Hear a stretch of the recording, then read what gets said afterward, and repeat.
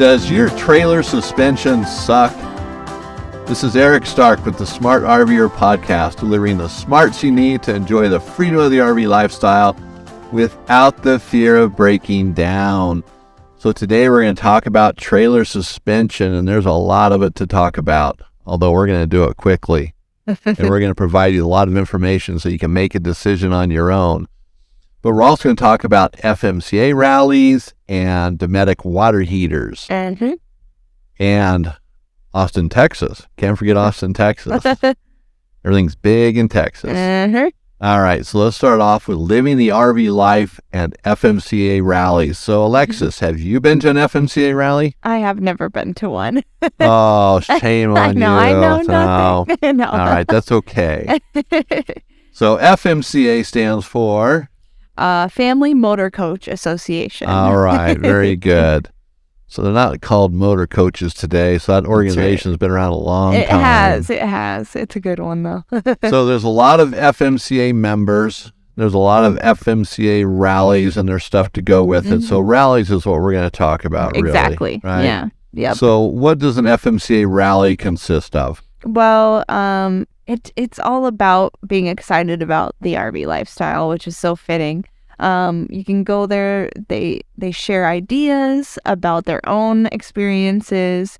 They have local resources to wherever you go. Maybe you're wanting to see what you can get fixed or upgrade. So they have that kind of thing. They have skill labs, so you can go and practice your RV skills, whatever. They have hands-on activities. It's very, very cool. It's kind of a community feel, right? That sort of thing. So the FMCA rallies are generally much bigger than an RV show. Oh, yeah. Huge. There's not as many of them. 3 or 4 a year, I think, something like that. They're usually in places that are pretty cool. It can hold large crowds. Yep. So there, like Alexis said, it's more of a community. Yes. So it kind of draws you in, and you can learn to drive a motorhome there. They got everything. Exactly. I mean, just anything related to an RV or a motorhome is probably going to be there. Uh-huh. Yep. Or some sort of resource, insurance companies, road repair things, there's just so much. Yeah. Because, you do need all that with an RV, You do. And sometimes it's almost like driving a semi, it's a different game than pulling a trailer. Yeah, exactly. And of course, there's food there. Oh, always. Usually really good food.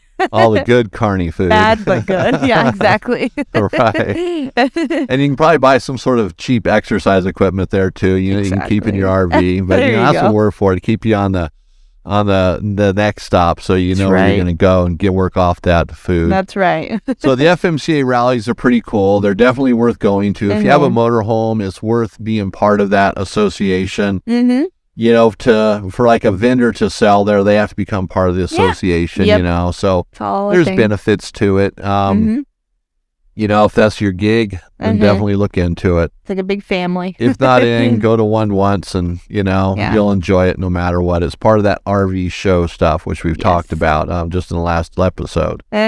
So these will be on the website, Alexis? Yes, they will. They're already up there. All right, cool. So they're already on TheSmartRverPodcast.com, so you can check out where all the FMCA rallies are for 2023. Yep.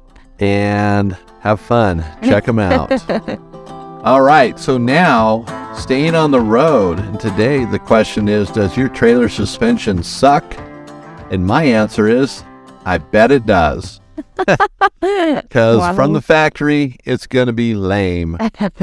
Most trailers, when they're made, horse trailers, cargo trailers, travel trailers, fifth wheel trailers, it doesn't matter. They come with lame suspension. This suspension has been around for hundreds of years. The leaf spring suspension is not new. I think it was used in the 1700s. So, the kings had to ride on something nice, so they did what they had to do to make it nicer. Now, it might have been the exact same leaf springs, but it was something like that. So it's been around a long time. It's an old technology. It's kind of like drum brakes. It's old. It's worn out, so you got to improve upon it. And there's some, you think about a trailer, like, what does it matter if my suspension is good or not? How does it affect me? I don't ride in the trailer. I never ride in the trailer. I would never ride in the trailer. You don't put passengers in the trailer, which is true. Same with fifth wheels. There's no one back there. But, it's a house built on wheels, and the worse the suspension is, the worse it's for the house. Now, if you go back to the 1800s and you had a prairie schooner wagon and you're going across the plains with no suspension, that wagon's going to get beat to death, and so is everything in it. Yep. It was so bad that settlers walked next to the wagon. Okay? Exactly. They sounded riding in that thing, Yeah. So whoever drew the shortest straw is the guy that got to, run the horses and sit up there. The smarter ones walked next to the horses, or if they had donkeys pulling one, Yep. But so we're in modern times. You can't, walk next to your trailer going down the road. And you're driving in a car with pretty good suspension or a truck, so it might not affect you. But it's everything in the trailer and the trailer itself. It gets beat up a little bit more every trip. Sometimes you don't realize it until you don't tie something down and it bounces off the bed and lands on the floor and it breaks. Maybe it's a TV, maybe it's something smaller, but it happens. The stuff just doesn't sit there. Right. Some of the off-road trailers, that there's a brand that comes out of Australia. They have independent suspension on them. And those things, you can literally set a cup of coffee on the kitchen counter, go down a dirt road, and it'll still be in the same spot. Wow. It's independent suspension, which is not common on RVs. Very few have it. I think MoreRide makes an independent suspension, a true independent suspension. And it's not something you'd probably want to upgrade to. It's kind of a major deal to do. But on a new RV, if it has it, is cool. If it's a good one, there's cheap independent stuff out there trying to simulate that off-road thing. A lot of RV manufacturers now, they make the trailer a little higher off the ground, put on some knobby tires, and they call it an off-road trailer. It's really not. It's just a trailer with knobby tires on it, So don't be fooled by that.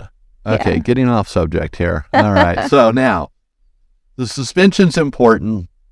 It will save the life of the RV, or extend the life of the house, if you will, the box, and your possessions inside of it. Things aren't going to rattle as much, and there's so many things in an RV to rattle and bounce around, so it just makes that ride better. So how much money do you want to invest in it? Well, that's a good question too, because you can get really into this and spend a lot of money, or you can go on the less expensive side and still have some good results. So it just kind of depends on what you want to do. So as far as making that ride better, you have your leaf springs, which they're going to stay there. You have your axles, that doesn't change. So none of that changes. It's what you do with that stuff. So for example, you have the equalizer, which on a tandem axle trailer, and we are talking tandem or triple axle trailers here. Single axles, there's not much you can do other than put on shocks and pray. Tandem axles, though, triple axles, you can do a little bit more. So the equalizer is what connects the two leaf springs together and hangs off the frame, so it has 3 connection points. It's kind of triangular shaped. So that's been the same for decades, forever. But that game has changed, and there's ways to replace that and put in something better. In fact, Dexter makes one, Lippert makes one, MoreRide makes one, Roadmaster makes a system that replaces that. Lippert makes a system as well besides their Equiflex, and they also have Armor Guard, I believe it's called. It's not on my list here, but there's another one that Lippert has. And these replace that equalizer. And they all install the same way, use your same leaf springs, same mounting on the frame, so it's not really that big of a deal to do. You just have to take your old equalizer out, which means undoing the leaf springs from it and, making sure your axles are jacked up. So there is some effort there, taking your tires and wheels off, getting access to it. But they are a do-it-yourselfer item. You just have to be a little more careful because you have to deal with the axles. You got to jack up the trailer, lock up the frame so it's on its own, and then put jacks underneath the axles as you take this apart so they just don't fall on the ground or fall on you, whatever might happen there. And what's cool about these add-ons that improve your suspension, in most cases, it won't affect anything else. If you went to disc brakes later on, if you have to change an axle, it gets bent, or you upgrade your axles, depending on what that upgrade will require, it might not affect this at all. So that's what's cool. And if you buy a tire, how do you say that? Tire protection device, one of these things that keeps your tire from shredding the rest of your RV when it blows out, like RV Defender. Yes. These, you don't have to worry about changing this. So there's some pluses to that. So once you buy it, it's yours. You don't have to worry about that. So Dexter has one. It's called the Easy Flex Equalizer, and it's red. At least all the pictures are red. I'm finding that some of these have a picture online that's one color, but when you get it, it's something completely different, if it's even painted. So theirs is pretty nice. It's, works off of rubber bushings, and as the leaf springs go down, it puts pressure on that rubber bushing, and it gives it a softer ride as it goes. And they're relatively inexpensive. They're in, like, for a tandem axle trailer, so a pair of two, they're probably around $300. Lippert has their Equiflex, which is very similar to the Dexter. Now, they're going to say it's completely different, but when you look at the information, and we're putting this on the website too, we're going to, not a side-by-side, but it'll all be there. So they're going to say theirs is better. Dexter's is going to say theirs is better, but you kind of have to look at and decide, which one's better for you in your application. So Lippert has the Equiflex, and then on their website, they're yellow. In real life, they might just be metal, steel, silver, gold, anodized with something. And then MoreRide has the SRE and the CRE. And theirs are definitely different because there's a weight rating on them. So different weight ratings on the axles, but they perform very similar. But depending on which axles you have, you might only be able to use one or the other. And same with the Dexter and the Equiflex from Lippert. They have axle ratings, so it depends on your axle. In fact, MoreRide's website, what I really like about it is for theirs, they have a worksheet you go through, and they have you get all these measurements, and it basically guides you into which one's going to work. So you can't buy the wrong one if you go through their worksheet and do it properly. Where Lippert and Dexter, as I recall, you just buy it based on the weight rating of your axle, and that's that, tandem axle or triple axle, but the weight rating of it. And so the weight rating is important. You have to consider that. So if you're thinking about upgrading your axles, to a higher weight rating, which would change your leaf springs if you did that right, you wouldn't want to buy one of these yet. You'd want to buy it. Well, it depends. Some of them might be from a 6,000, 8,000 pound axle or whatever. So if it'll work, you could do that. Or just do the upgrade and put this on at the same time. Probably the easiest thing to do rather than doing it twice. So those are equalizer type of suspension upgrades, and they definitely work. We have a trailer we bought for the business, and it's going to get one of these. I'm not sure which one yet. I've looked at them all, and I like them all. So it might just be picking it by color. I like the red one, it really looks cool. But no, I'm just kidding. But I'm going to get one of them, and I'm leaning more towards the MoreRide. That's just what I'm leaning towards. Doesn't mean that's what I'm going with. And also, some trailers have what is called wide track suspension, so that equalizer is longer than normal. So normally, let's say it's 8 inches. These are like 12 or 14 inches longer, so the wheels are farther apart, and it's supposed to improve the ride. So MoreRide has one for that. Lippert has one for that. But I'm not sure if Dexter does. So you'd have to investigate that. I forget. So you have to remember, if you have that wide track, if your wheels or tires are, more than 4 or 5 inches apart, you probably have wide track. So you definitely want to investigate. That's where that MoreRide worksheet, you would catch that if you weren't sure.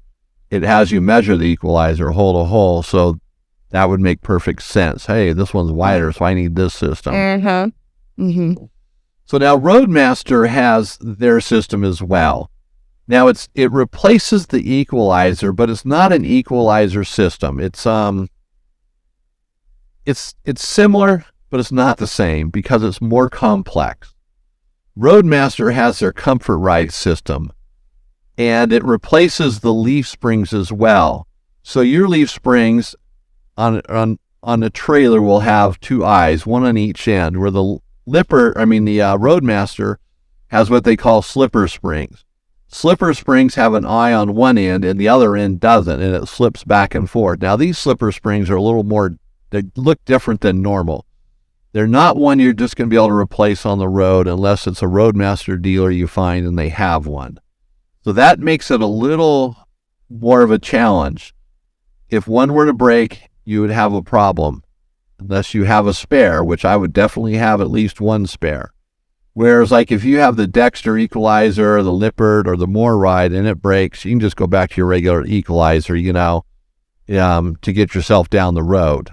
You wouldn't carry a spare one, but if you had to, you could use a regular equalizer, Not a big deal. So the Roadmaster one makes it a little more complex because of that slipper spring, but they are available from Roadmaster, and a Roadmaster dealer who sells a lot of these will probably have springs sitting around for sale. It's a pretty slick system. It seems like it would work really well, but one thing about it is they highly recommend that you use their shock system with it. And so they have really nice shocks as an add-on. They're high-end shocks, and they work ideally with their Roadmaster ride control system. The shocks will work by themselves, but they work better with the ride control. Yeah. And, even for a shock option, if you just wanted shocks, it'd be a good shock system, but it's not cheap. Okay. Lippert sells shocks for trailers, and it's about $250 for a set of 4. Wow. Roadmasters are around $700. And their Comfort Ride system is $1,200, I think. Okay. So you're into it a couple $1,000 to have a really, really nice ride. I bet it's worth it. Yeah, it is a nice system. Mm-hmm. If I could get them to give me one, I'd definitely put it on my trailer. Hint, hint. So Roadmaster, if you're listening out there, I'll try out your system for you. But that probably won't happen. Like I said, I'm not sure which one I'm going to go with, but because of the money, I don't see the value in it for my trailer. That's me. I would like it, but not going to spend the money on it. It's a lot of money, so you have to evaluate that. And I'll tell you, the equalizer type systems do get good reviews. And if someone came into my store wanting the Roadmaster system and they did their research on it, I would not try to talk them out of it because it is a good system. I don't think you can go wrong with that, period. Nice. If the money's there, do it. Yeah. It's one of those things. Now, I did mention they have shocks, and Lippert also makes a system for some add-on shocks. It's $250. The shocks are probably not that great of shocks, but shocks can always be upgraded. So if you use it and the shocks wear out, or you decide you want to put on better shocks, you're just buying it for the hardware basically, you could add shocks. You can get them in the auto parts store. You go with gas shocks, whatever you want to do. You just have to match up the size, the stroke, and all that. That's not a big thing. Kind of a normal thing to do, matching up shocks or buying them by the size. Not the end of the world. So that's an upgrade as well that you can do for your suspension, is adding on shocks. Now with shocks, you could just put those on and not do the other things if you didn't want to. Or you can do the other things and put the shocks on. Now, I would recommend doing the shocks and the equalizer. If you're going to do the equalizer, do them both. It's not going to break the bank. You don't have to do them at the same time. It'd be easier to do them at the same time, but you don't have to do that. Or buy one set and wait until you save up and get enough money for the other one. There you go. That way you have them, you're ready to do it. And then there's another system out there called Centerpoint from Lippert Components. Now, this is an airbag type system. I believe it retails for $1,800, $2,000. I've seen them. I don't know that I'd put one on my RV unless I had a real high-end trailer or fifth wheel. It's a lot of stuff. Forget the money. It's just, to me, it looks like a big old weight you're putting on there. Oh, wow. Okay. It just looks clunky to me. Mm. And what I don't like about it is, one thing that is just, if it breaks, you're probably not just going to be able to get a part. I think with Roadmaster, if one of their leaf springs breaks, you'll be able to get it from Roadmaster quick, and you'll be able to get something from Lippert Components. And it's probably going to be more readily available. A dealer, if you walk into a dealer somewhere, even if they don't sell Roadmaster, they can get the leaf springs. And Lippert's the same way. Anybody can buy from Lippert. A dealer can, no problem, but it might be harder to get. Right. And it might take longer. Lippert sometimes is weeks out on stuff. Yep. Roadmaster seems to be, not that same way. And in fact, talking to Roadmaster, everything they have is in stock all the time, So the Lippert one, it might be the system for you. Now, I'm not going to break it down very much because it's more of a complex system. It's one of those things you got to look at. Look at the installation instructions, and I highly recommend that on all of these systems. Even a set of shocks before you buy it, and if you're going to do it yourself, see what it takes to install it. Mm-hmm. It's not as straightforward as you might think. It's a little more complex than just, 2 bolts, because that's what you think of with shocks. You have to mount a bracket on the frame. You have to mount a bracket on, replace the tie plate on the axle and the leaf springs, which isn't hard to do. It's just more things. Does it come with new U-bolts? So if you have to replace your U-bolts, which, some recommend replace them every time you take the bolts or the nuts off. Some people don't. It's up to you. But if it comes with them, put the new ones on. Don't mess around with it. Save your old ones for spares or something. Right. So those are considerations, and the U-bolts are probably going to be real long to fit all the leaf spring package thicknesses. So they might be too long. You might have to cut them off. So there can be a little more to it, but it's not the end of the world. If you want to improve the ride, it takes a little bit of work. But all of these systems are do-it-yourself systems. These are nothing that you'd have to go to a dealership for, an RV repair center, unless you just didn't want to do it or you don't have the right tools. If you have a friend who does, a couple floor jacks, some jack stands, some wrenches and sockets, you're going to get this done. And it's not going to take forever to do. This is definitely, a half a day at most, unless you run into problems or, you get carried away and do a bunch of other maintenance while you're there. Right. Which would be a good time to do some of that, possibly. Check it out. We'll have it on our website at smartrvpartcenter.com, and also I have information on TheSmartRverPodcast.com, both places. And if you ever need help with upgrading a system like this, just give me a call. Just call Eric at the Smart RV'er, and that's me if you don't know that, and I'll help you. Yes. We do a lot of stuff. We talk about a lot of things, and sometimes just a few questions getting answered will make the day and night difference whether you decide you want to do it or not. And anything we recommend doing is worth doing. It generally has the Smart RV'er stamp of approval on it. That's right. Unless I pull it back.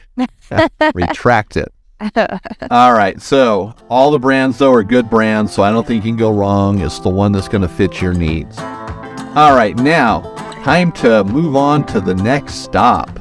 So today we're going to visit Austin, Texas, and Alexis is going to show us around the big city and what happens there. Boy, I can't wait. This is a pretty cool place. Usually we don't hit big cities. We were kind of talking about that because it's harder for RVers to get around. But this place is pretty unique. They have a huge rodeo there every year, which is just big because it's Texas. Everything's bigger. But it's a pretty cool deal. There's a lot of events, a lot to see. It's supposed to be just, amazing. So something you might want to think about if you're interested in that. And then they have a very big music scene there as well. Tons of theaters, tons of concerts, all times of the year. You just show up and you can probably go to one. So it doesn't take a whole lot of planning to get on the music scene there. And then they have a really cool shopping district as well, downtown. So there's really something for everyone. Yeah, the big cities are pretty cool. Austin is definitely a big city. But, yes. These big cities have a lot to offer. There's a lot of energy there, a lot of things happening, even if you don't want to go there in your RV. Yeah, you can park your RV on, camp outside of the city somewhere. Yep. Rent a car for the day if you don't have something to drive, you know? Exactly. Car rentals are fairly inexpensive. Yeah, for a day. Or buy some Quiet Cat e-bikes from us. There you go. The commuter models, and you could take those everywhere you want to go. Perfect for a city. That'd be perfect. Yeah. See, we have all the answers here. We do. So, do it. but, you know, Austin is a really cool place. In fact, Dallas, Fort Worth, they're cool places too. There's just things there. These big cities just have something, you know? Yeah. And I would say even during the summertime, you know, it's worth going there. Yeah. It's hot there, but you know what? There's so much air conditioning. Yeah. You do so many things inside, it doesn't matter, you know? Yeah. Even if you're there in an RV, your RV has air conditioning, you know, you don't have to stay there for a month. If you just stay for a few days, you know, you had a trip passing through. Yep. So, yeah, there's a lot to do there. So now, I don't think we need to discuss about eating unless there's something you want to recommend. I mean, I always like to talk about food. The only thing I would recommend, I guess, would be try to hit a barbecue place. It's Texas. It's going to be good. Yeah. So hit up something with barbecue. Some of those places have the best barbecue. Mm-hmm. Yep. It's so good looking at the menu that it's almost like you don't know what to get, so you're just ready to leave. Yeah, exactly. It's overwhelming. It's so confusing. Oh, I want this. I want that. No, I'm just going to go across the street to the hamburger place. Exactly. Barbecue is great. Yeah, so that's a good point. I forgot about the barbecue. Oh, yeah. All right. So then there's something on your notes here about, I think, vegetables. Let's forget that. Gross. Yeah, throw that out. Local veggies. Yes. There's a place called Salty So. They pride themselves on using local meats and vegetables. So is that something that you are concerned about? That's pretty cool. Well, local stuff like that generally is better. It's really good. It tastes better, better for you. Doesn't have all the garbage in it. Exactly. And you support the locals. Which, keeps getting worse and worse day by day. Oh, yeah. So now what about RVers? Are they going to be able to stay there? Yeah, exactly. Actually, usually I mention resorts, which I do have a couple on here. Austin Lone Star RV Resort. That's a big one. And then Austin East KOA as well. There's so many options there. But I also just threw in a hotel, the Hilton Garden Inn downtown, because it's close to all of these things I mentioned above. So like you said, if you're not going to RV there, or if you're going to RV close and just want to stay a night, right in the thick of it in the city, then you can go there. All right. Yeah, so all these big cities are cool, but you got to check out Austin. There's so much to do there. Yeah. In fact, there's a lot to do in Texas. So, scope it out. Look at Texas as a state. Mm-hmm. If you look at it on a map, depending on where you live, it might be a long trek to get there, but there's a lot to do there, a lot of places to go. You got the Gulf Coast, you got the inland areas. Beautiful. The borders like New Mexico and Texas, Arizona. So there's a lot to do. Yep. So like we always say, this next stop is to get your appetite wet so you can go explore someplace different, someplace you haven't been to before. Really check it out and have a good time, Use that RV, make those memories in it. That's right. All right, so now that wraps up Austin, and we're going to move on to RV Envy. Now, today in RV Envy, we're going to talk about the Dometic water heaters. Dometic water heaters are kind of a new thing now because they replaced the Atwood water heaters. And the Atwood water heaters are no longer made. Dometic bought Atwood and did away with their water heaters. And they have some great reasons why, I'm sure. We might not understand them, but they do. And that's all that matters. I'm being sarcastic here. But they do make a great water heater. Unfortunately, if you have an Atwood water heater and the tank splits and it's not repairable, you're pretty much not going to be able to find a tank anymore. Some of the other repair parts are available, but eventually you're going to have to replace that Atwood water heater. And they go bad, and that's that.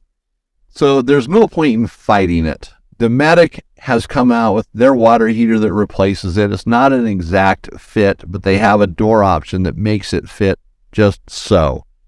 But their water heater is a better water heater. In fact, the Dometic water heater would just flat out be a good upgrade, even if your Atwood or Suburban water heater needed to be replaced. To just go to the Dometic.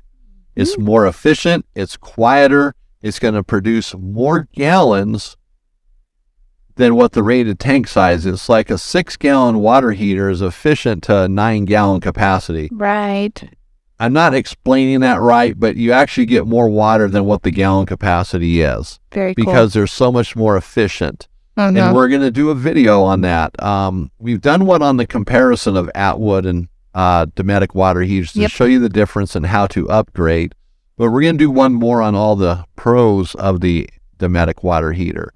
But this is just getting it out there. You know, it's winter time, so you're probably not using your RV. Some of you are, some of you aren't. So if you are using it, you're in Arizona, Texas, someplace like that, as a winter visitor, and your water heater fails, and you have an Atwood, even a Suburban, it might be time to just look at the Dometics and just make the change. And they have door kits to make it work with whatever brand. So it's a good way to go. And they have the 10-gallon, which is a direct replacement as well. So just check it out. If it's coming to that point in time, don't panic. Don't try to, scour the world trying to find an Atwood water heater if that's what you have. Just get the Dometic and the door kit and call it a day. You will be happy. You won't regret that purchase. All right, so that's going to make your neighbors envy because you're going to have more hot water than they do. You're not going to be complaining about your water. You're going to be loving your water, where they're going to be complaining all the time. So you will be a happy camper, as they say. All right, so now check it out on Smart RV Parts Center for more information on the Dometic water heaters. And it'll also be on Smart RV'er on TheSmartRverPodcast.com as well. And as always, these links are in the podcast, so you don't even have to think about it. If you just check out the podcast, the notes on, if you're using iTunes, whatever you use, you can always see this stuff. So it's there. So that's going to conclude the show today. And I want to thank everybody for stopping by and listening and sharing it with your friends and neighbors and fellow RVers. So this is Eric Stark with the Smart RV'er Podcast. It's been great hanging out with you today. If I don't see you on the road, let's connect at TheSmartRverPodcast.com.